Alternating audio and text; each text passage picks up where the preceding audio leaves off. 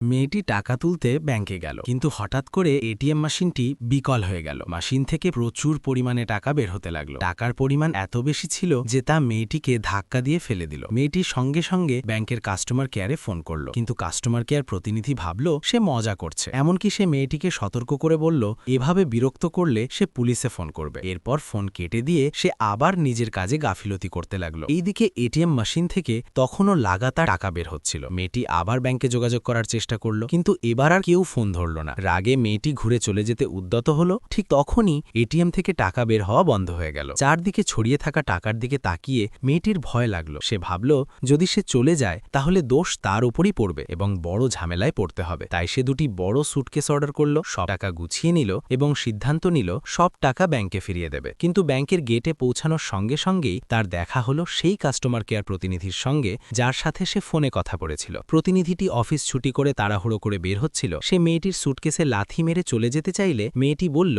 সে ATM থেকে বের হওয়া টাকা ফেরত দিতে এসেছে। কাস্টমার কেয়ার প্রতিনিধি বুঝতে পারল এটাই সেই মেয়েটি যে আগে মিথ্যা ফোন করেছিল বলে সে মনে করেছিল। সে সঙ্গে সঙ্গে নিরাপত্তারক্ষীদের ডাকল এবং মেয়েটির বিরুদ্ধে মিথ্যা অভিযোগ করল যে সে ইচ্ছা করে ঝামেলা করছে। মেয়েটি সুটকেস খুলে সব বোঝাতে চেয়েছিল, কিন্তু নিরাপত্তারক্ষীরা তাকে শুধু বের করেই দিল না, বরং সুটকেস দুটো রাস্তায় ছুঁড়ে ফেলে দিল। এই আচরণে মেয়েটি পুরোপুরি ক্ষুব্ধ হয়ে গেল। সে একটি দায়মুক্তি চুক্তিপত্র বের করে কাস্টমার কেয়ার প্রতিনিধিকে সই করতে বলল। সেখানে লেখা ছিল ব্যাংকের হারিয়ে যাওয়া টাকার জন্য মেয়েটির কোনো দায় থাকবে না। অহংকারী কাস্টমার কেয়ার প্রতিনিধি দৃঢ়ভাবে বিশ্বাস করছিল যে মেয়েটি তাকে বোকা বানাচ্ছে, তাই সে এক মুহূর্ত না ভেবে তাতে সই করে দিল। এরপর সে ট্যাক্সি নিয়ে ডেটে চলে গেল। কিন্তু মাত্র 10 মিনিট পরেই কাস্টমার কেয়ার প্রতিনিধির কাছে ব্যাংক ম্যানেজারের ফোন এলো। ব্যাংকের এটিএম থেকে $50 লাখ নিখোঁজ হয়েছে। তখনই সে বুঝতে পারল মেয়েটি যা বলেছিল সবই সত্যি ছিল, কিন্তু ততক্ষণে অনেক দেরি হয়ে গেছে। নিজের দায়িত্বে অবহেলা